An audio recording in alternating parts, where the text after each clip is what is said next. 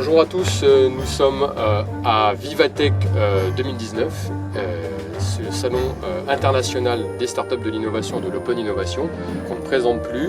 Vous êtes sur AI GovLab et j'ai le grand plaisir d'avoir avec moi Monsieur Petit, qui est le PDG du CNRS, la recherche académique française de pointe. Votre présence aujourd'hui au salon témoigne non seulement de l'importance des corporates, l'importance des startups, mais l'importance aussi de la recherche académique, parce que sans recherche académique, il n'y a pas d'innovation, même d'innovation de rupture. Alors bonjour, oui, je crois que vous avez raison. S'il y a l'innovation de rupture, par définition, elle doit venir de la recherche fondamentale, parce qu'autant les grandes entreprises sont bien armées pour faire l'innovation incrémentale, autant si on veut vraiment des choses qui sortent des sentiers battus, il faut des idées nouvelles, et c'est le métier des chercheurs, j'ai envie de dire, que de faire c'est d'avoir de nouvelles idées. Et c'est pour ça que ça fait déjà un certain nombre d'années que le CNRS est très impliqué dans le transfert vers le monde socio-économique, en particulier dans la création de start-up. Donc on crée une centaine de start-up par an.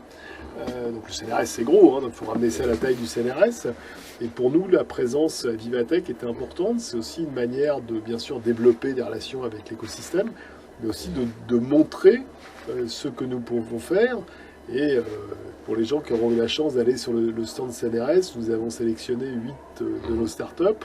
Ce qui est intéressant, c'est de voir que ce sont des startups qui sont nées de disciplines très différentes, avec parfois des startups qui naissent d'endroits où on n'aurait pas forcément imaginé qu'elles seraient nées.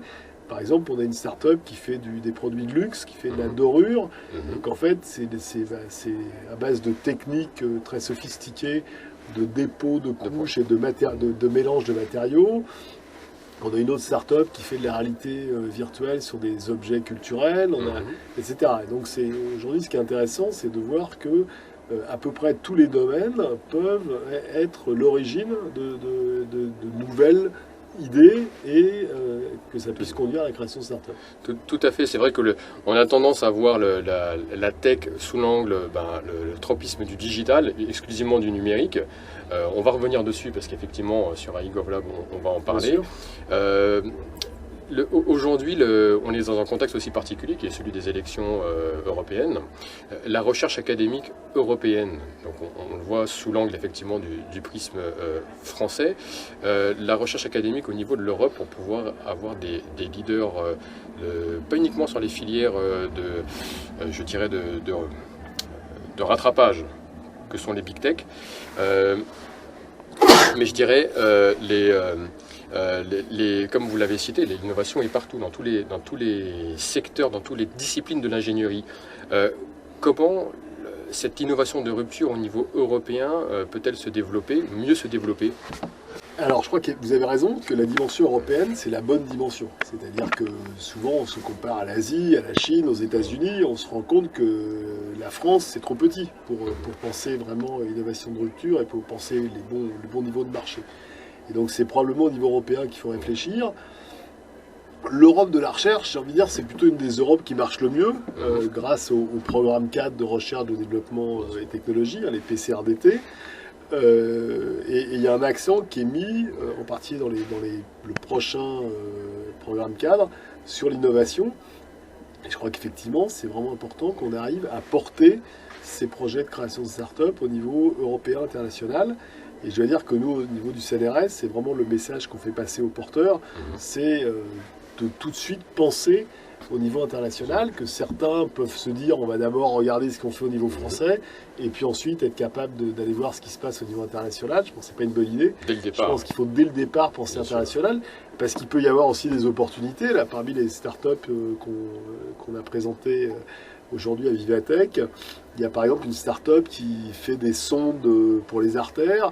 Et ce qui m'expliquait, c'est qu'ils vont passer un partenariat avec des Australiens, parce que pour des raisons qui sont ce qu'elles sont, c'est-à-dire que c'est plus facile de faire des essais cliniques en Australie qu'en France, par exemple. Et vu le métier qu'envisage de faire cette start-up, vu les produits qu'elle envisage de vendre, c'est absolument indispensable d'être capable de faire des expérimentations sur l'être humain rapidement. Voilà, je pense qu'effectivement, cette dimension européenne, elle est absolument clé. Alors pour faire le lien effectivement avec cet enjeu que vous avez cité d'une medtech, le sujet de l'intelligence artificielle, du numérique, évidemment, demande aussi une masse critique aux algorithmes pour voilà, les exercer à l'apprentissage, une base critique également pour pouvoir déployer des marchés.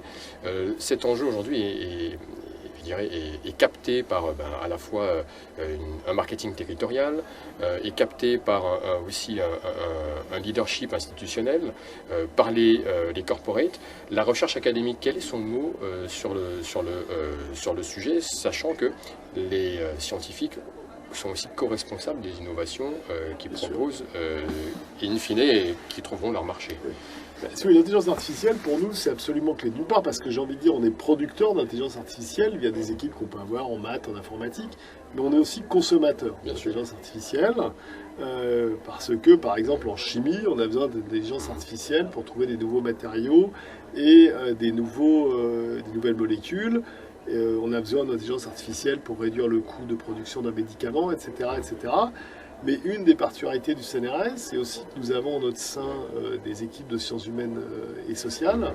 Et je crois que c'est important aujourd'hui de les associer de façon à ce qu'il y ait justement une acceptation par la population de cette nouvelle technologie d'IA. Parce que vous savez bien, on sait tous que l'IA fait un peu peur, que les gens ont l'impression que l'IA c'est quelque chose qui arrive de je sais pas où et qui va prendre le pouvoir.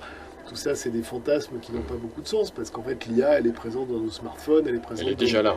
Elle est déjà là en grande partie, et on n'en a pas peur. C'est vrai qu'elle va probablement prendre une place de plus en plus importante, mais je crois qu'être capable de mener des réflexions où on puisse à la fois mettre ensemble des utilisateurs, des sociologues, des ethnologues, etc., et aussi bien sûr des spécialistes de maths et d'informatique, c'est vraiment important. Donc c'est pour ça que l'IA, pour nous, CNRS, elle est importante à plein de points de vue. Encore une fois, parce qu'elle est utile pour faire de la bonne recherche, elle est utile pour créer les startups, mais elle est aussi un objet d'étude pour comprendre comment elle va être acceptée par le grand public. Et en cela, dans ce sens, peut-être pour terminer effectivement sur ce point, est-ce que vous pensez que cet enjeu-là, les chercheurs, et notamment à travers le CNRS, son institution, doit mener aussi sa propre dialectique, sa propre diplomatie scientifique sur le sujet, parce que c'est par essence un sujet qui se pense de façon globale? Alors c'est un sujet qui se pose de façon globale, c'est vrai, mais d'un autre côté, l'éthique, c'est pas un concept universel, contrairement à ce qu'on peut croire. Les Américains ont une éthique qui n'est pas la nôtre, les Chinois ont une éthique qui n'est pas la nôtre, et elles sont ni mieux ni moins bien que les nôtres, elles sont simplement différentes. Et je crois que c'est important, et là on rejoint la question de l'Europe qu'on évoquait tout à l'heure, je crois que c'est important qu'on puisse avoir une réflexion au niveau européen pour définir une éthique de l'IA en fonction de nos valeurs, de notre histoire, de ce à quoi nous croyons. Et dans ce cadre-là, les chercheurs ont clairement un rôle à jouer. Non pas, c'est pas à eux de décider, bien sûr, mais je crois qu'ils ont un rôle d'éclairage, comme souvent. Et que cet éclairage, il sera encore une fois le plus efficace si on est capable de mêler à la fois des spécialistes des sciences dites dures et des spécialistes de sciences humaines et sociales. On aura compris, au niveau de l'IA et de sa gouvernance, l'interdisciplinarité prend tout son sens. Je vous remercie beaucoup, Monsieur Petit, qui est donc le PDG du CNRS, pour cette interview exclusive à Vivatech. Merci à vous. Merci beaucoup. Au revoir.